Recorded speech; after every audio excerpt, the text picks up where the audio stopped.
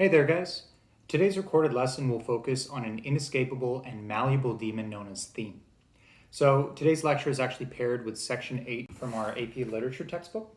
So if you're in my AP Literature class, make sure you're reading pages 437 to 442 and take some really good notes. This little demon theme is going to pretty much torture you throughout the entire year, and we're going to talk about it with every piece of literature, every single poem, every single short story.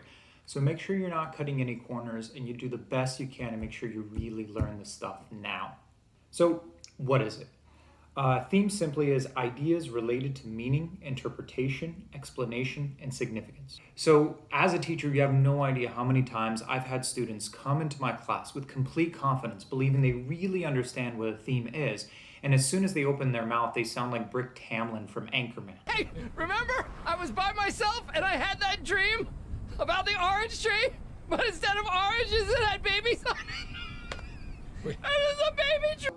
Let's start off by separating this word theme into two parts. So on one side, a theme is an idea. On another side, a theme is a thematic statement. So before we get to that, let's talk about an idea, because this separation actually makes everything a lot easier for both of us. This way, when I ask you for one or the other, you give me the correct thing and we make sure that you don't lose any points for any unnecessary reason. But when I ask you for an idea, I'm asking you for exactly that. Usually one word, sometimes two or three words that describe what the text is about. Basically boiling down like what the text is about. So here's a couple examples. I can say the text is about love, government, education, race, or maybe I can give you some multi-word ideas. The role of man in society, the role of women in society, the relationship between man and nature. All of these are fantastic ideas, and a lot of times they could be called themes, which is perfectly correct, but in my class we're going to call them ideas. But there's something missing here. There's something missing. There's a reason we have to separate into two terms. The thing that's missing is an opinion. So although love, government, education is fine, I don't really know what the author was thinking about love, government, or education, or the role of man, or the role of women in society. Once the author's opinion is thrown in there, and you are discussing what the author believes to be true, us literary folk usually like to call it a thematic statement. So love cannot be achieved through subservience and deception. The role of women in society becomes the role of women in society has been subdued through institutional oppression. If we want to get super picky here, a theme is one word and can be, but us English teachers say theme, we really mean thematic statement. It's completely our bad, and I get the confusion. I've seen plenty of my coworkers do it, and I've done it myself. So let's just double check before we move on. If I say idea, I want one, maybe two or three words talking about what the text is really about. The opinion is not thrown in there. Just, hey, look, the text is about government. The text is about war. It's about race. It's about women in society. When I say theme, I want a thematic statement.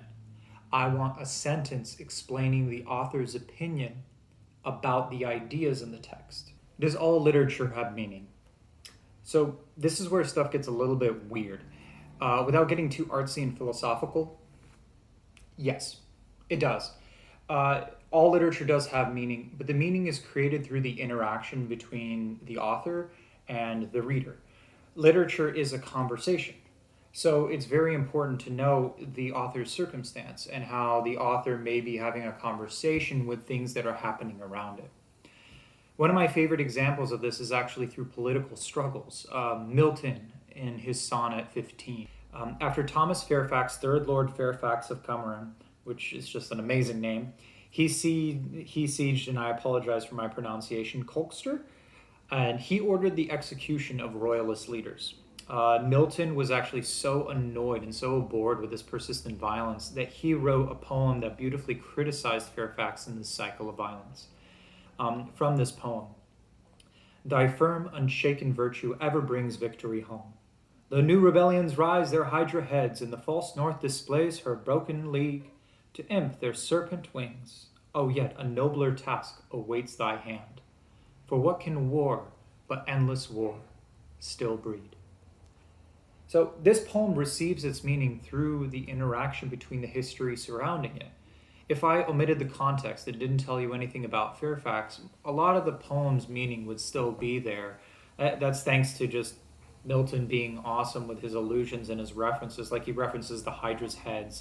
That's a Greek Lernian. Again, sorry for the pronunciation. The Greek Lernian Hydra legend, where you cut off one head and another to grow its place. And he uses a rhetorical question, which is actually referenced in modern pop culture. So ultimately, the poem leaves the reader with multiple ideas, and those ideas can be molded into different themes. One theme isn't better than the other. It's just like saying red is not necessarily better than blue or green, but one color or one theme may be more pronounced. So while red or blue or green may not be better than any other color, a poem might be more red or a poem might be more green than another poem. Certain themes are more pronounced in poems, and even though a poem may be green, it may have a little bit of red in it. Even though the poem may be about love, it may have a bit of war. Even though the poem may be primarily about war, it might also be commenting on civil duty and the responsibility of leaders. So focusing back on like the ideas and themes of this Milton poem, we can get some really good central ideas like, let's say, war, repetition, the cycle of violence, and leadership. The most prominent central idea is clearly war. So let's create a theme from that. I could say war creates a persistent cycle of violence that can only be mitigated through its limitation. Maybe I can talk about how society has a tendency to uphold military leaders and deify them and basically glorify them, and they ignore other consequences of war. So I can say the blind deification of victories and leaders in times of war ignores brutal loss of life, moral corruption of the populace, and the death of an aware society. So what about stuff that doesn't comment on political and social issues? Then you have to ask the question, what is it reacting to? Other authors receive inspiration from their environment, so you have to think about what the author is witnessing in their environment. What are they criticizing? What are they commenting? What are they trying to show as being beautiful? Milton was clearly witnessing war atrocities. So was Tadeusz Borowski when he wrote This Way to the Gas, Ladies and Gentlemen, and Elie Wiesel when they wrote Night. What about Frederick Douglass? He wrote about his glorious resurrection from the tomb of slavery to the heaven of freedom, as he himself repelled by force the bloody arm of slavery. That was in chapter 10 of his narrative. And what about F. Scott Fitzgerald in The Great Gatsby, or Marcus Zusak in The Book Thief, or J.D. Salinger in Catcher in the Rye? Many of these authors weren't commenting on social or political issues as much as they were commenting on the nature of relationships or American society or childhood or coming of age, or whatever else in the world they saw, and they looked around and they said, hey, I think this is worth writing hundreds of pages on. And you could say that they just wrote that stuff for entertainment. And, that's true. I remember one of my professors at Cal State Fullerton saying that Shakespeare himself was just writing for entertainment. It was his genius that allowed all the other stuff to come in. But just because it has meaning doesn't mean it can't also be entertaining at the same time. In fact, that meaning often enhances the entertainment. Don't human beings innately try to find significance in things that we watch and read and listen to? I'm going to list some movies, and I want you to think about how much more entertaining these movies are because they have significance and meaning. Saving Private Ryan, The Shawshank Redemption, The Dark Knight, Schindler's List, Forrest Gump, Totoro, The Lion King, The Pianist, Nacho Libre, Up, WALL-E, Coco, literally any other Pixar movie, and the list goes on and on. All these movies are better because they convey powerful messages about friendship, community, love, humanity, compassion, intelligence, law, and so much more. And good literature does the same exact thing. So I'm going to just spit a bunch of really good themes, very common ones, and I'll probably post a link somewhere in the description or wherever where you can get even more of these. But here are some common ones. beauty, character, coming of age, circle of life, light, darkness, the necessity of light and darkness, displacement, empowerment, love, whatever that means, reality, family, facing family, the necessity of family, fate, free will, the contradiction of fate and or free will, faith, doubt, the function of doubt in faith, the function of doubt in fate, racism, morality, immorality, the non-existence of morality altogether, honor, motherhood, fatherhood, motherhood as a form of fatherhood, fatherhood as a form of motherhood, optimism, narcissism, nationalism, patriotism, wealth, power, tradition, pride, downfall, rebirth, reunion, self-awareness, the lack thereof, youth, beauty, vulnerability, and the list goes on. So any idea that is part of just being human and existing as a human being is a perfect choice to actually create a novel and write a novel about it. An author doesn't always have to be commenting on something that's happening around them and in society or politically. Sometimes the author's just trying to figure out what's beautiful or what it means to love someone else. So is there any stuff that doesn't mean anything? Yes, kind of. Remember that I said literature was a conversation? Well, there were a bunch of very strange people in Switzerland that decided to reject society in the early 1920s. While everybody was looking for meaning, they tried to create work that didn't have any meaning. The very lack of meaning in their work created meaning as a form of social criticism and rejection.